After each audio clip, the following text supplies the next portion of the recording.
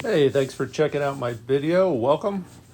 I'm Tom Neiman, and today we're going to do a pastel painting of two ducks swimming on the water. We're calling this particular painting We Are Just Ducky, or We're Just Ducky. And I'm painting from reference photo. And I'll put the reference photo in the upper right-hand corner here. We're painting on sanded paper, fastened to my drawing board, which is up on my wall in my studio.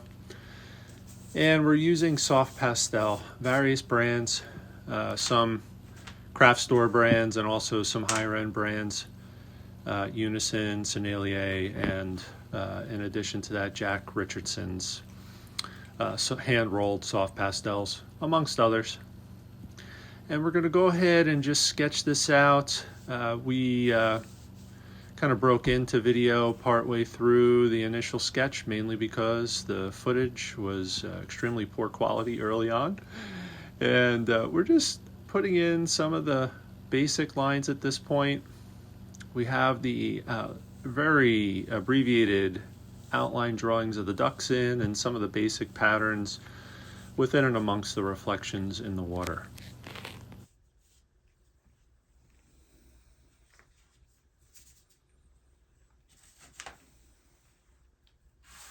So the body of water that this reference photo was taken on is actually Chickies Creek. It runs through Manheim, Pennsylvania. We took a little trip out in that area of Pennsylvania this past weekend for a soccer tournament. Our daughter, who is a senior in high school, is wrapping up her travel soccer season in her senior year, and it's one of several tournaments that we'll attend. And these trips are always fun. Out near Lancaster, Pennsylvania, we stopped off in the downtown of Manheim and checked out a couple of different things while we were there. And while exploring the beautiful town, we saw this little creek, and there are a whole bunch of ducks swimming. And I tinkered with the reference photos that I took while we were there. I was gonna do a bigger landscape painting, and decided to zoom in on these two ducks swimming. The star of the show, by all means, is the ducks, or are the ducks, and the relationship between the ducks on the water. There's a strong supporting cast, though, here. A strong supporting second cast member, and that is the water. So my goal for this painting is to do a good job rendering the ducks, and try and hint toward the relationship of these two male and female mallard ducks swimming through the water, but also have a strong rendering of the water, the reflections, and create all the normal things that you try to create in a painting, the illusion of depth and three-dimensionality, but really take advantage of the patterns amongst the ripples in the water to make it an interesting painting. So that's what we'll do, and hopefully we'll be successful in that effort as we make our way through the painting. It is a little bit of a slow process here, as I mentioned quite frequently with this particular medium, which is soft pastel, very much in the same way you would with oil paints.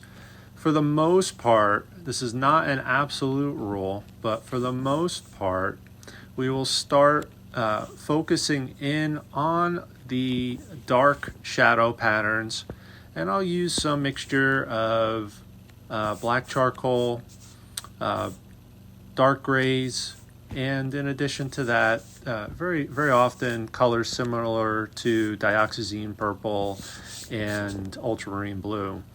And we'll lay in those dark patterns, which will serve kind of as the lattice from which we'll build out this painting. We have some midtones and lighter colors in there too, just hoping to kind of help me honor the position of those ducks within the water and some of the key shapes amongst the ripples within the water. So you'll see some of the lighter colors. I've laid those in a little bit with a really soft touch at this point early on, because we always have to guard against being too heavy-handed with soft pastels. is eventually we exhaust the capacity of the surface that we're painting on and its ability to take the pigment. Eventually that'll happen with the layering of the colors, so we want to be working with a very light touch early on here in this painting.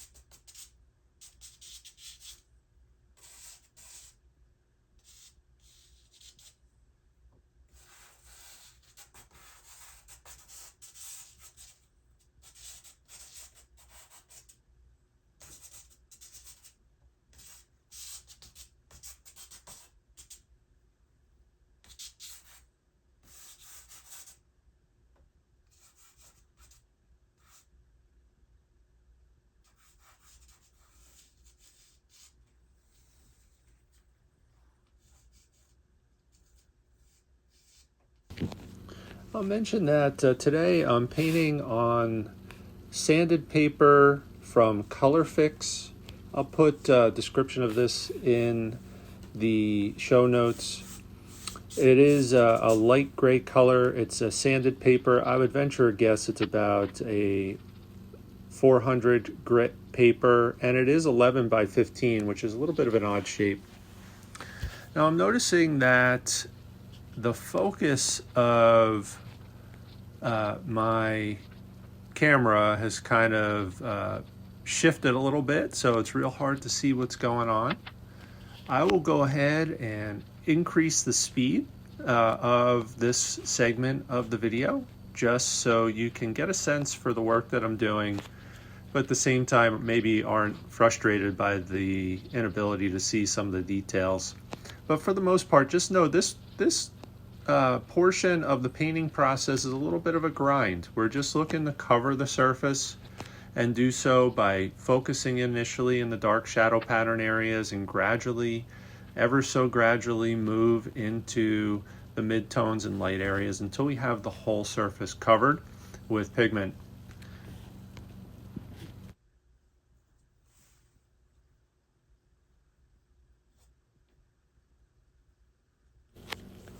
So my camera decided to go back into focus, and what you'll see is I'm kind of going back and forth, mainly amongst cooler colors, blues, blacks, even some greens that are a little bit on the cooler side, so they might have a little bit of blue in them. Occasionally slightly warmer colors like browns, which would be mostly closely related to burnt umber. And we're just working our way back and forth, trying to honor some of the shapes that we see. As is always the case, I will take poetic license, with the intention of enhancing the painting. I'm not looking to create a photocopy of an image that I took with my camera.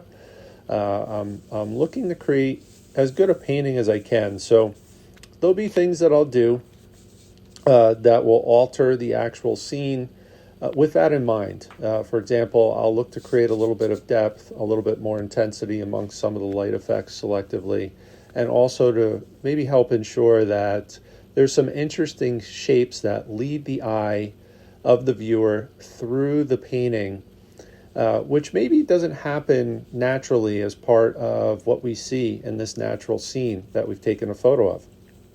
Or maybe it does, but at least based upon my personal sense of aesthetic, could be enhanced a little bit within the painting. Well, so my camera went out of focus again, so I'm going to go ahead and speed up the video. realizing that it might be frustrating or less useful to you as a viewer. In the meantime, I'll share with you that I am using a little bit of brush work. I have a clean, soft bristle brush that I'm using to blend mostly the areas where the water is actually rendered. And here we go, back in the focus. And that work that I did with the brush, just by blending the colors and knocking off some of the excess pigment, softened the image of the water a little bit. The hope is to maintain that softness throughout, so I'll go back to the brush a couple times, particularly in the water area, but also throughout the painting, including in the shapes that are used to render the ducks as well. Just usually in an attempt to soften some of the harsher lines and blend some of the colors more fully, but also one of the advantages that work with the brush brings is it will increase the capacity of the paper to take additional layers of pastel.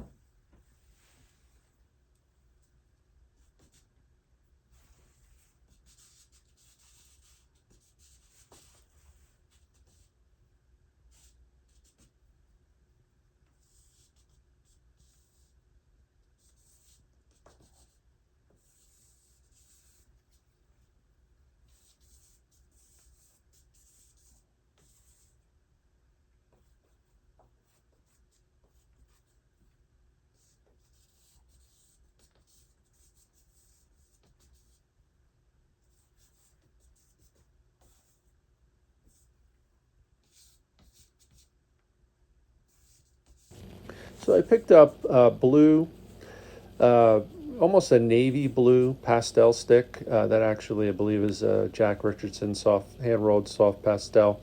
And I'll go back and forth for a little bit here with this blue and some lavender colors in areas that I'm hoping will recede a little bit or be pushed back in the painting to help create depth, both in the foreground, also in the midground, and most definitely in the background areas. And here I have a little bit of a lighter pinkish color. I'm going to use that in the same manner. Just thinking ahead, there are going to be layers upon layers of colors, and we're going to want certain colors to show through.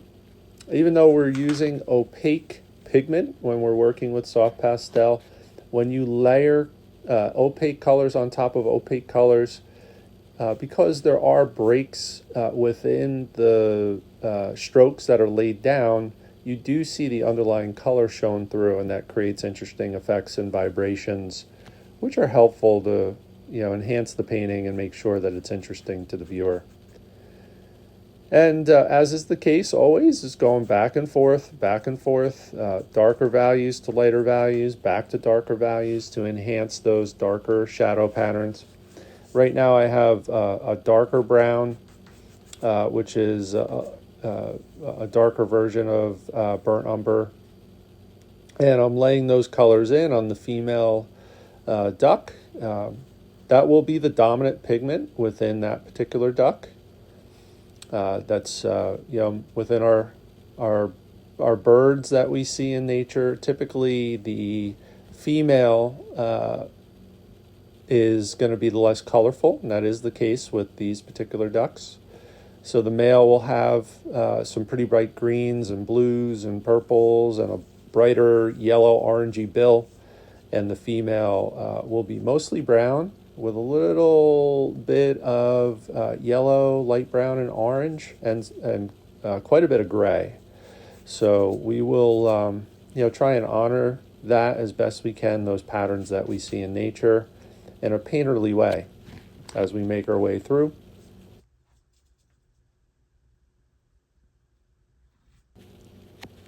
So in a moment here, you're going to see the camera go out of focus once again. I'll speed up the film. It seems like every time I move in front of the camera in this horizontal landscape format, it triggers my lens to go out of focus for some reason. So we'll speed it up here just to minimize the inconvenience. And there we go, back in the focus. And you can see that I'm reshaping some of the darker areas using my black charcoal. Now, there'll be very few instances of pure black residing in this particular scene when I'm done. I'm just using this as a means of ensuring that I have decent contrast and have some areas that are as dark as possible. However, I will overlay these areas of black in most instances with other darker and in some cases lighter hues or colors. But this initial layer of black pigment will help ensure that the values are set up as such that there's adequate contrast between the darks and the lights throughout this particular scene.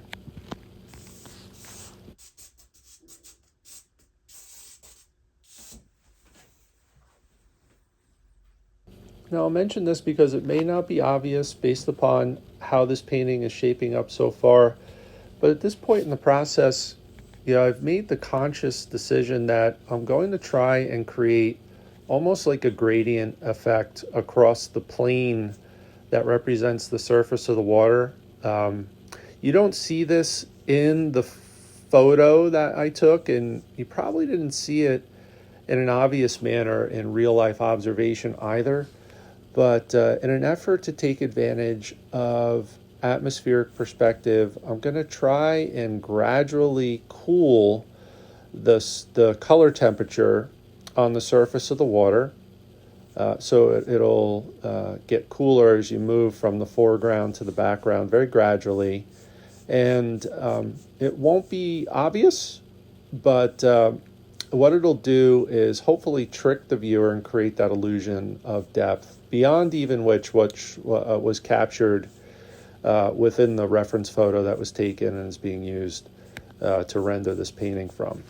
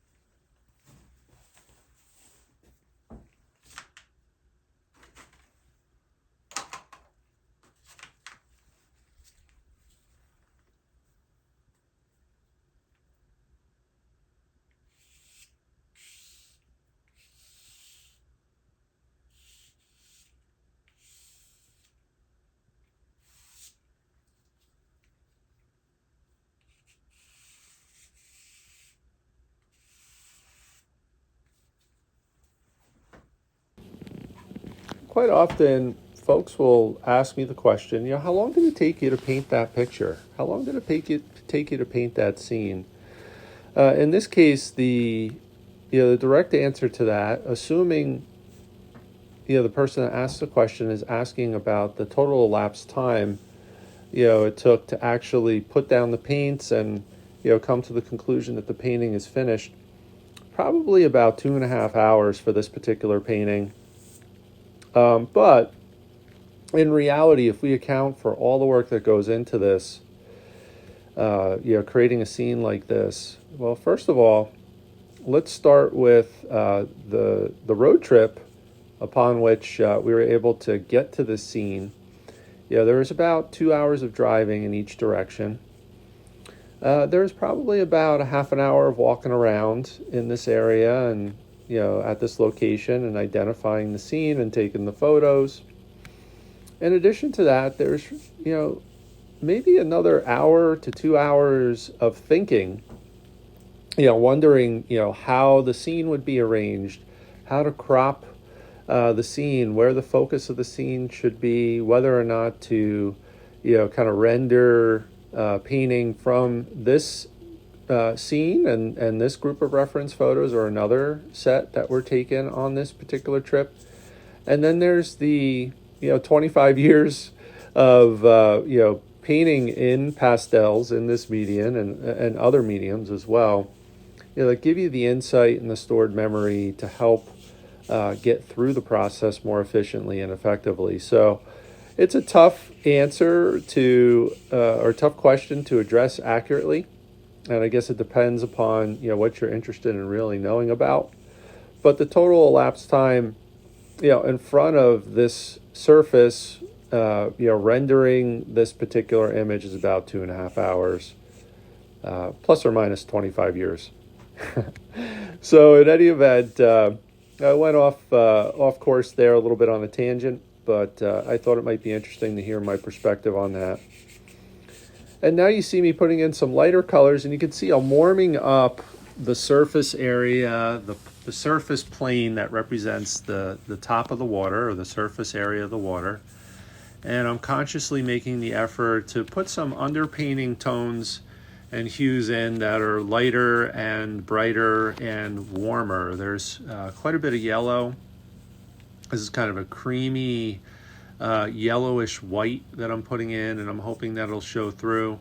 I'll put some in the background area and midground of the painting, but I'll be much more heavy-handed in the foreground. And I'll subtly try to create that that dynamic with warmer colors in the foreground and cooler colors in the background throughout the painting. Now, water is one of those interesting, tricky things. The surface of water is very unpredictable. It's almost like painting clouds. It's always in motion. There really is no concrete form.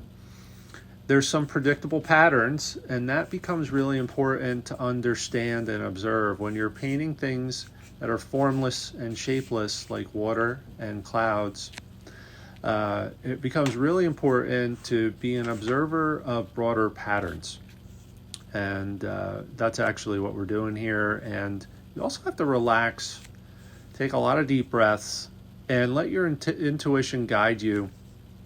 You can lay down colors of all different types and all different shapes everywhere throughout the painting in an effort to create color unity, which is kind of what I'm doing now. But also understand that depending upon the shapes of the ripples in the water, you could be picking up reflections that are unpredictable.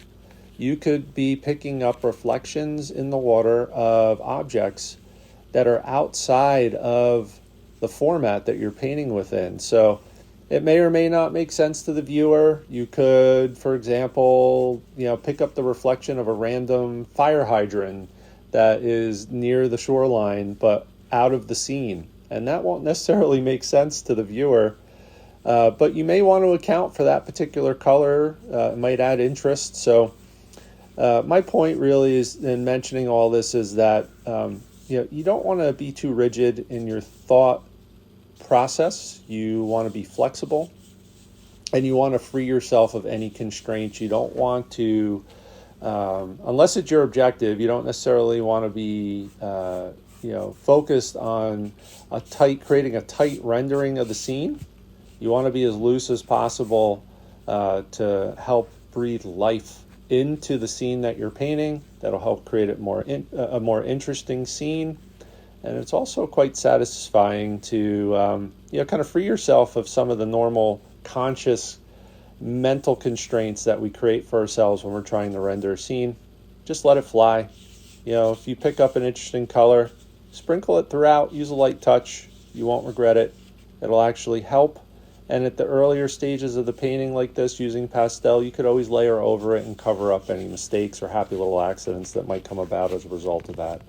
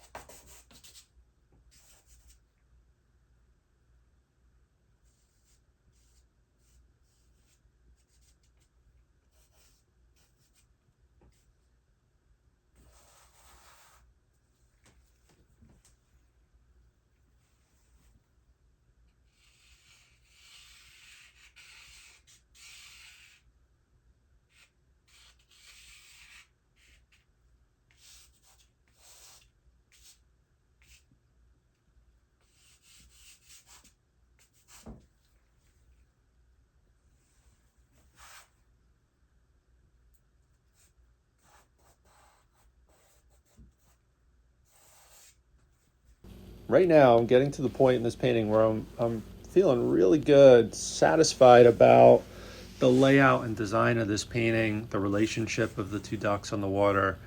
What I'm going to do now is try and enhance some of the darker shadow patterns within the water. I'm going to try and create a very subtle design feature here and make sure that I reinforce it every chance I get. I'm going to try and create a pattern where the darker shadow patterns or the darker reflections in the water, kind of reinforce this diagonal shape, this meandering diagonal shape within the water, or at least on the water surface. So you'll see me go back to this from time to time and reinforce this. And this is intentional. I want to, you do see this naturally in the reference photo. I'm going to enhance it a little bit as a means of hopefully it's an effective tool, but the objective here is to leverage that design feature as a means of drawing the viewer throughout the entire painting and creating the illusion of additional depth, particularly in the background area.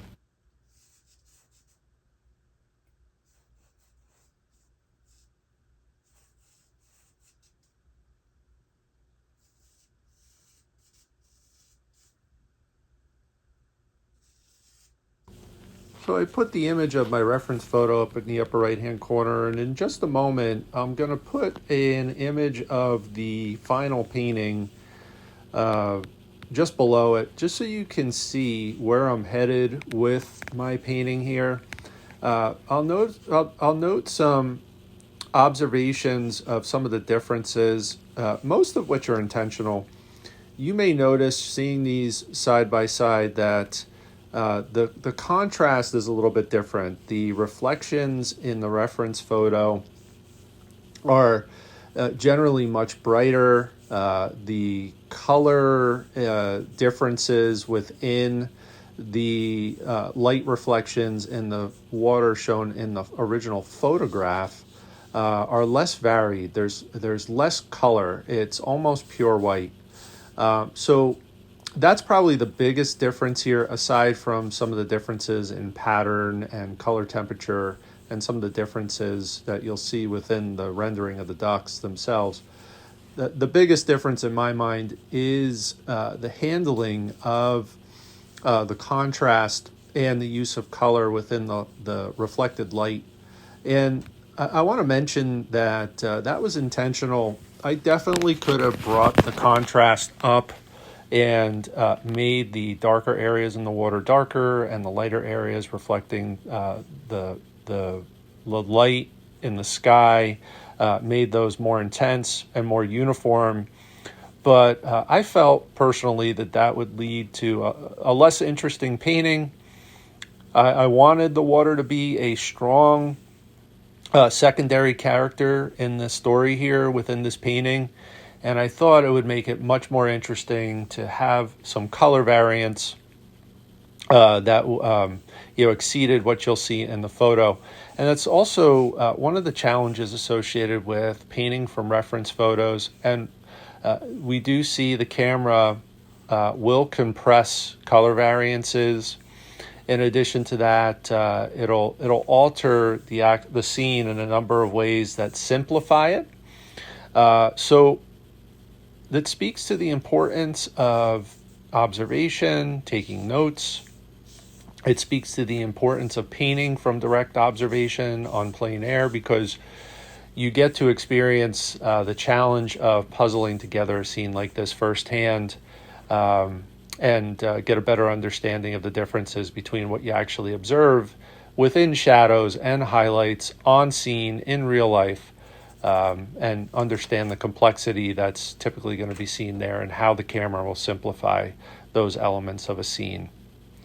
And also, I think this is helpful too. You kind of see where I'm headed with the finished version of the painting. There's quite a bit of work left to do, and you see it is quite different. A lot of the areas that are on the extreme end of the color warmth spectrum are going to be cooled down, but we'll still have the underpainting kind of showing through in the foreground. You'll also see we'll intensify the contrast within the ducks themselves and some of the color as well. And I would say, when I think back on working through this painting, even though the water is intentionally positioned as a strong secondary character, I probably spent the most time on it. And I think that has to do with the fact that it takes up most of the surface area more than anything else. I spent a considerable amount of time on the ducks themselves as we get, probably within the last quarter of this painting, maybe the last third of this painting is where, I start spending time on creating some interesting textures and patterns within the feathers of the ducks. But the vast majority of the time in this painting is spent within the water, which is kind of interesting, considering it is really a strong secondary character within this painting. With that said, I think for a lot of viewers, it might be the first thing that draws their attention to this painting, just based upon initial feedback that I got, from some of the viewers. That's interesting to note as well.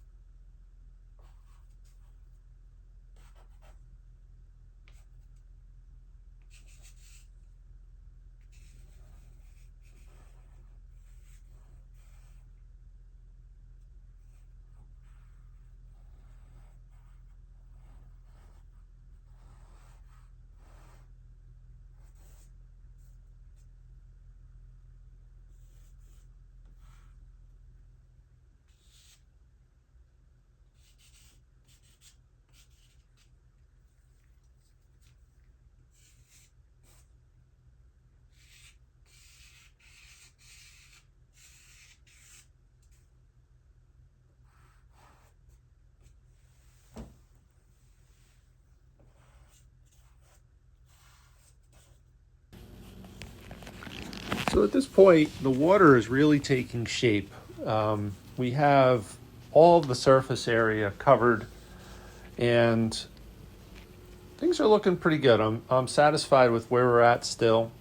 There's still quite a bit of work left to do. I'll probably work my way through the water, the surface of the water, several times to help refine the contrast between those darker areas reflecting, the tree canopies and other shadowy figures within the landscape, and enhancing the contrast between those areas within the troughs, within the ripples of the water, and those areas in the water surface that are capturing the light in the scene. In addition to that, I still have yet to layer in much detail within the ducks themselves. So we'll get to that in just a few moments here. Right now, I'm just refining, color, temperature, and shapes on the surface of the water. So you saw me put in a little bit of, dioxazine purple in the background, and I'm coming back through with some of the lighter colors as well.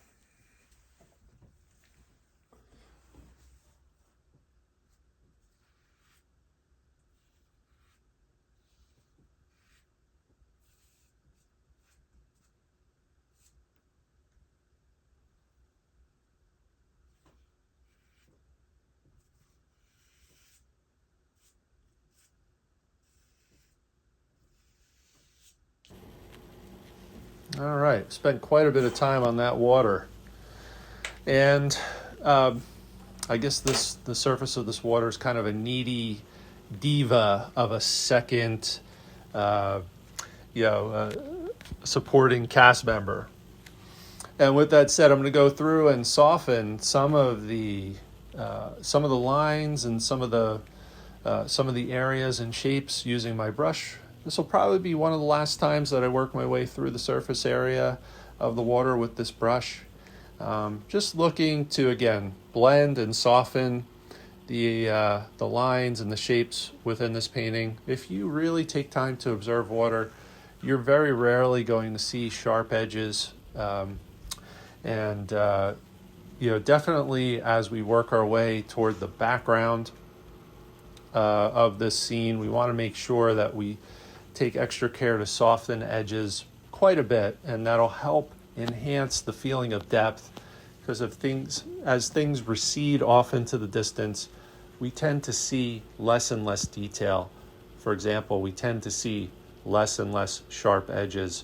And I'm going to drag the brush down because, as is the case when we look at water as well, we tend to see distorted reflections, and you'll find in all kinds of applications of different types of mediums, when we use horizontal smudges and brush strokes, it will enhance the illusion of reflections on water. So that's what I'm doing here. And this will probably be one of my last passages through the surface of the water with my brush anyway. I'll have some additional touches a little bit later on. And any moment now we'll get to the process of working on some of the details within the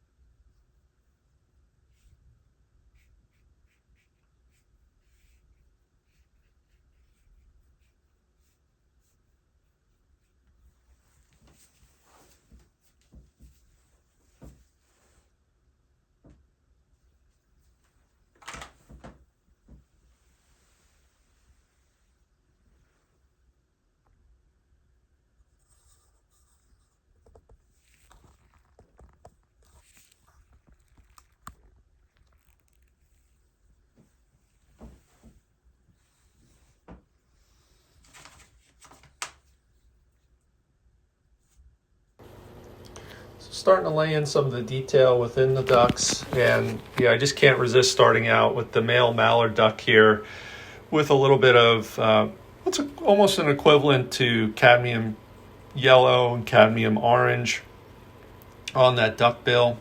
And I'll use a couple of light touches of that same pigment in the female duck as well, with the intention of trying to maintain some level of balance within and amongst the relationship between these two ducks on the water here. And I'll work my way through, adding touches, intending to show just a little hint of the duck's legs paddling in the water. There'll be obviously some distortion. Anytime you look at something submerged underwater, it'll tend to look a little distorted, and we just want to kind of hint toward the fact that there's a leg paddling in the water. We're not going to try and render it from a photorealistic perspective. We'll do the same for the female duck as well. And we'll make some adjustments to those legs in just a little bit to help enhance the sense that they're submerged underwater.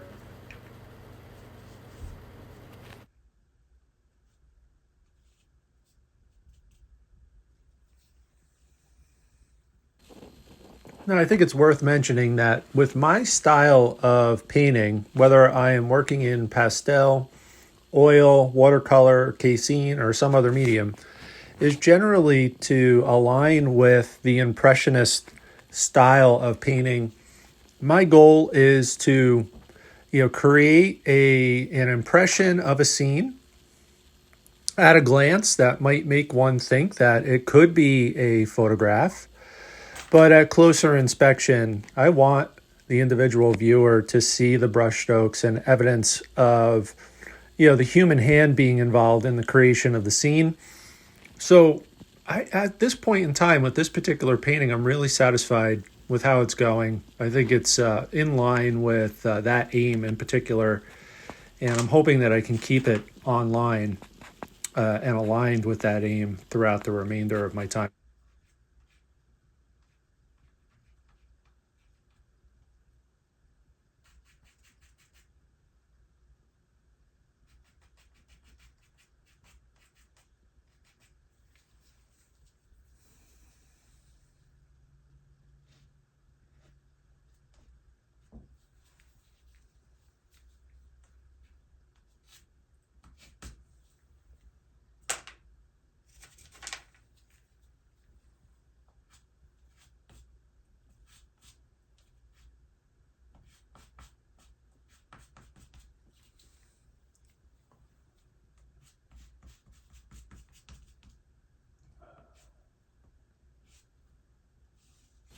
Right now I'm using the application of a really light, cool gray, and you know, I'm using that with a really light touch, really because to this point I haven't put very many layers onto the ducks themselves. So I want to still be disciplined and allow for as many layers as necessary to get the effects that I'm looking for on the ducks with their feathers and the different patterns that are seen there. Right now I'm working on the male, and as mentioned earlier, these mallard ducks are like many other birds. The male is going to be the more colorful gender. So we have pretty intense green, yellow, orangey bill, and then we have these different patterns that we see, slightly different texture on the wings as we do to the as compared to the body. So I'm slowly working my way across, and I'll incorporate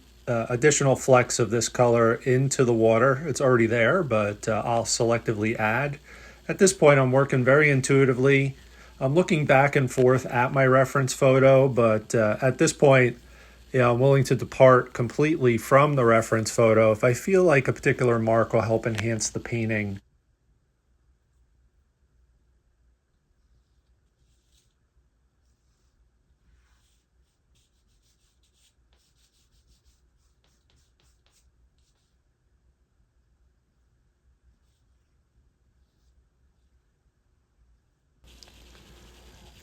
One thing that I'm particularly excited about within this painting is the design of the painting.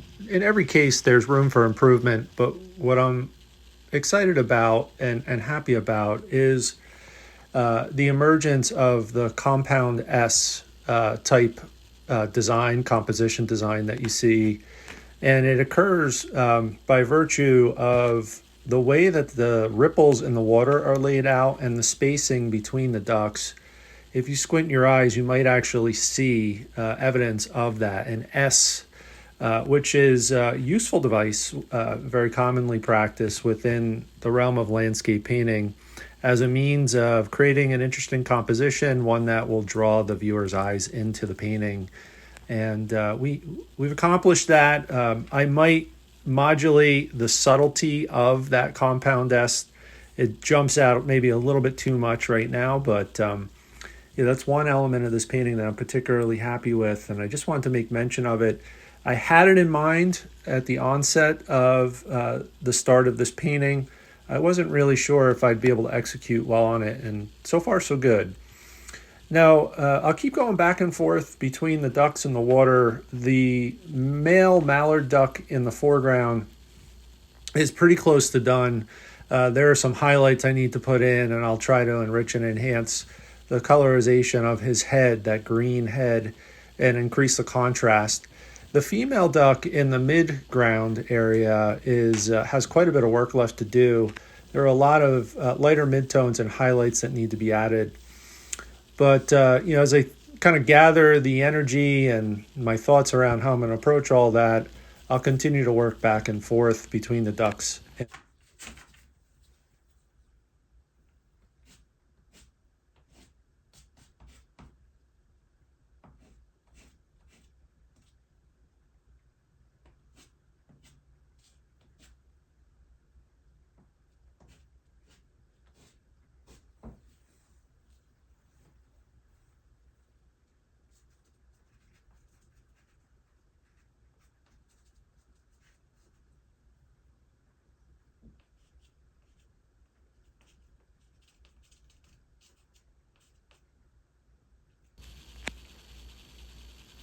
I'll put a couple of scribbles in to help enhance the indication of the legs dangling down from the body into the water.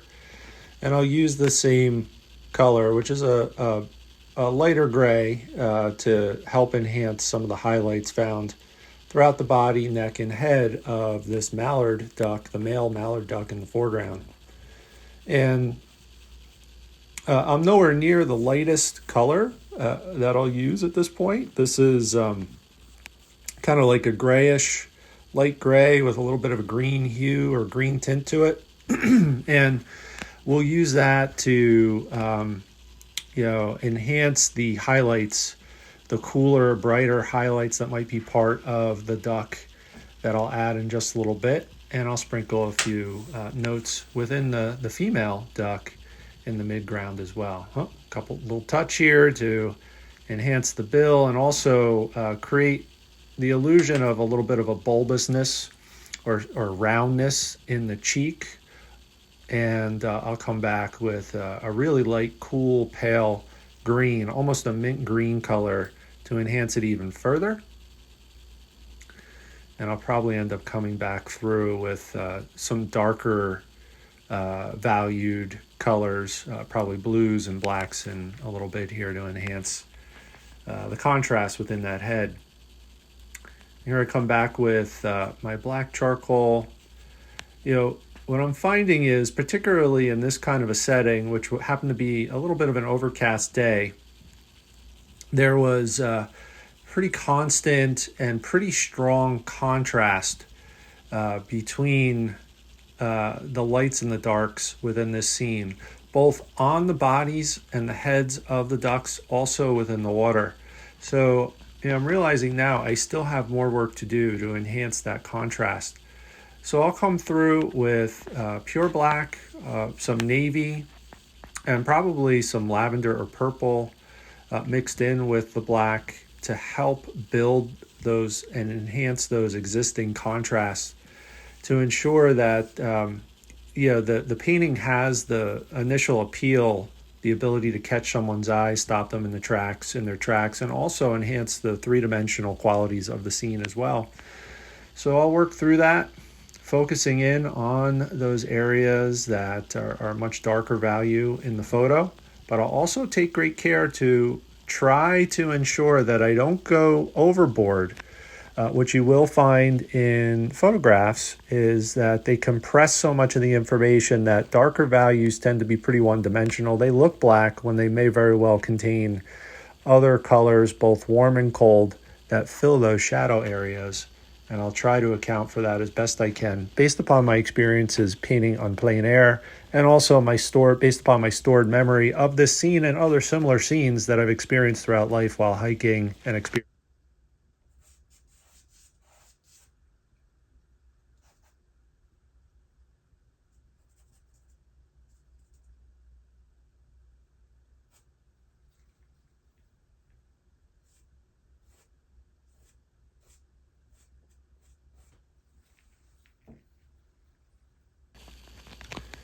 And that leads me to an important thought, one that I don't think I've shared in any of my videos before, but maybe I have, who knows. But I've been thinking about it a lot lately, and it speaks to the importance of experiences in nature.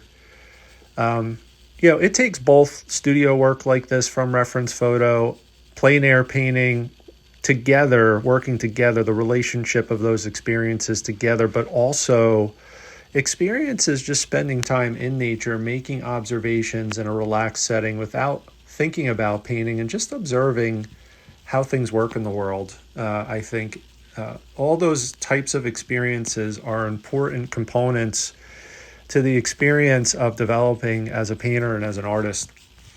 So, at times where we're busy, I hearken back to those days where we were working long hours and commuting long hours, spending a lot of time in the car. And I enjoyed those times in many ways.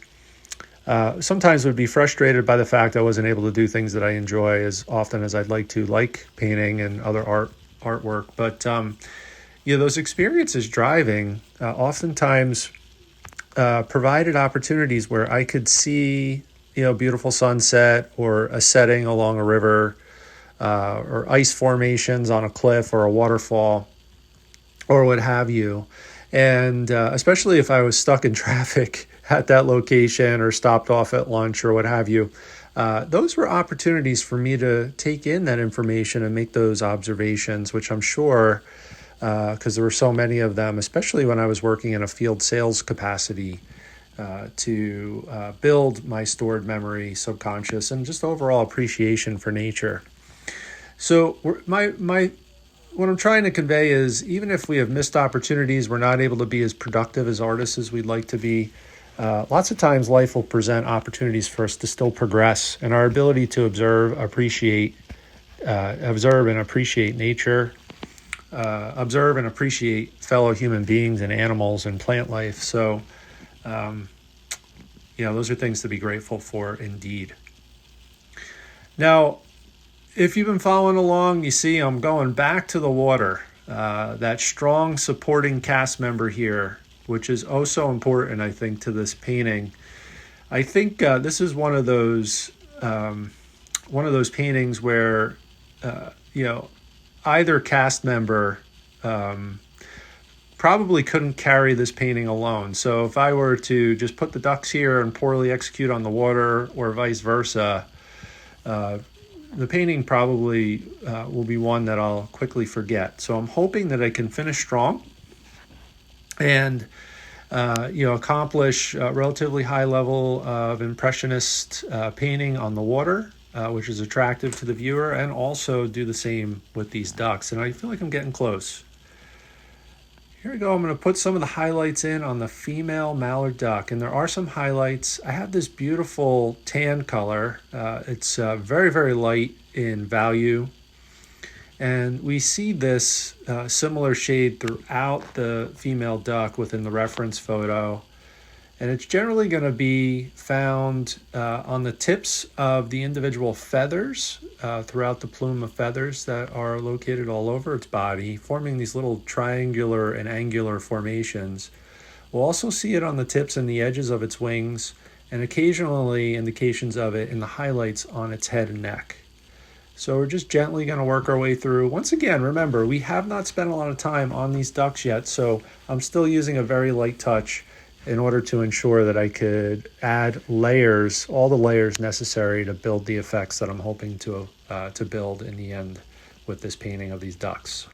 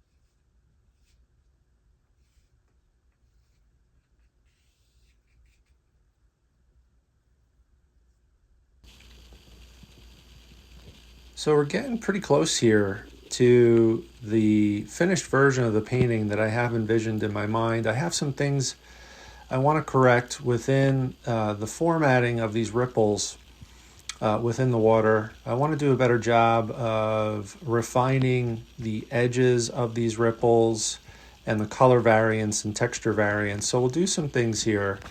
What's really important to note is that in this stage of the game, it's really, really important to slow down. Each mark could have a significant impact on the outcome of the painting from this point forward. Inevitably, things won't go perfectly well, but if you take the time to kind of plan out in your mind's eye and envision the impact of each mark that you make, you increase your chances of having a better outcome. So you'll see some longer gaps in time between marks. And if you're listening closely, you'll hear me take some deep breaths. As our friend Bob Ross used to say, it's going to test your bravery. There's going to be many, many, many bravery tests from this point forward, even with some of the more mundane aspects of the painting that need to be executed still. Because one slip could ruin a painting or make it much more difficult to bring back. And the good news is that the stakes are relatively low. We're not, nobody's going to get hurt as a result of a mistake in the painting. So just try our best to, get in the right frame of mind and make these final marks as we wrap up this painting. I hope you've enjoyed this so far. If you followed along this far, hopefully it's an indication that you have. If you have the opportunity to do so, please subscribe if you haven't already done so. We're going to try and do some more consistent long format demonstrations with explanations like this than we have in recent months over the coming weeks and months to complement some of the short form videos that we put out there. We also have some book reviews coming up too, which I'm looking forward to sharing. Those have been, at least somewhat popular on the channel, and want to make sure that we continue that. It's kind of an indication of us learning together, learning about painting, learning about art, and other aspects of life that kind of align with those things. So creativity in general as well, and just be on the lookout for those. So I'll continue to work on different aspects of this painting. I want the front part of the face of the female duck to be very subtle, almost blending in that bill and the eye sockets and other darker areas on the face of the female, almost blending in from a tonal perspective with the background. I think that's a good way sometimes, and I think it'll work in this case, to draw the viewer's attention in, as they'll almost have to provide enhanced focus and energy or strain a little bit to see the details. There are details there and they're subtle. You can make out the edge of the bill, but because the values are so close, you have to look closely. And I think it's a great way to halt attention. And I'm hoping that's the impact that we'll have here in this painting. And I think as I'm considering some of the final strokes here with the soft pastel, there is some room for some pencil work. I'll likely involve the use of pastel pencil, which will give me the opportunity to incorporate some thinner lines. And I'm thinking that'll be really helpful within and amongst the edges of some of these ripples in the water. It'll help diffuse and break up some of those shapes a little bit, and serve as a way of creating the illusion of compound reflections. We'll start with a harder pastel. That's pure white. And I'm going to try and take some care here not to overuse this. But there is some white, and there are some areas of color that'll be layered in that are of much lighter value. So that's what I'm looking for here, and that's what I'm using this particular hard white pastel stick for.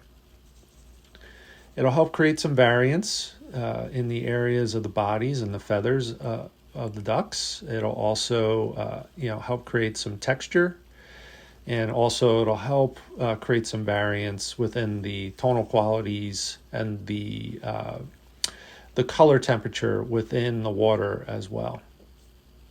I'm hoping that I can refine the cheekbones, the head shape, and even maybe create the indication of some reflections on the eyes here. I'm not sure if I'm going to use this pastel stick for that or not. I might use my pastel pencil because it'll give me a little bit of a finer point, but we'll see.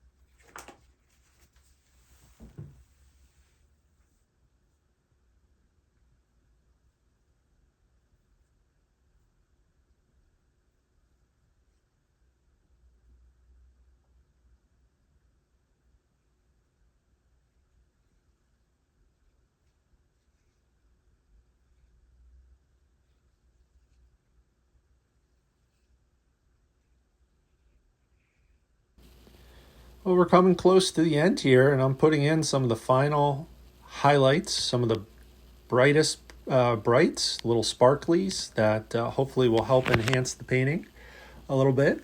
And we'll do some things here to break those up as we kind of wrap up, but we're pretty close to where we want this painting to be.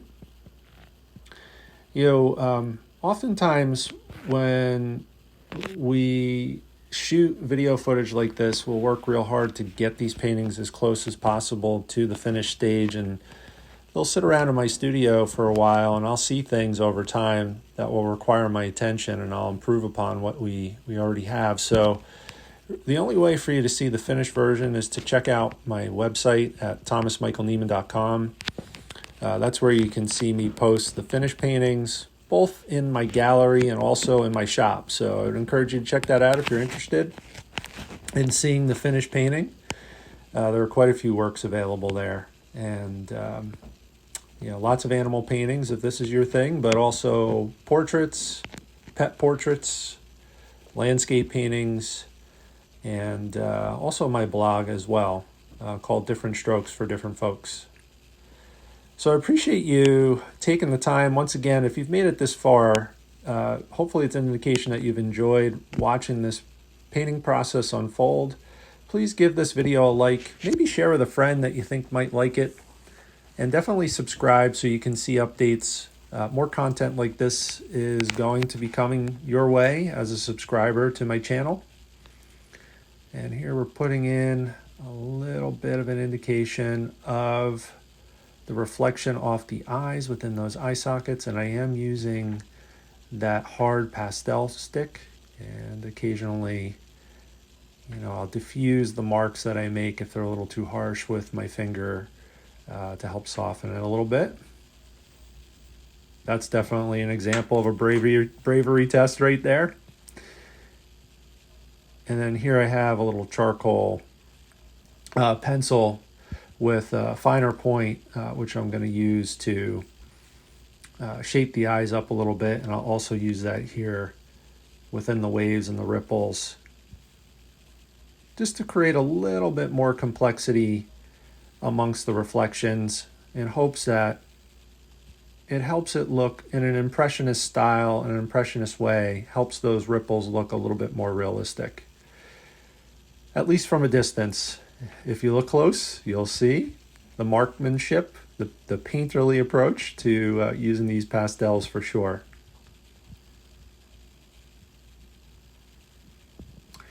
So once again, thanks for checking out my video.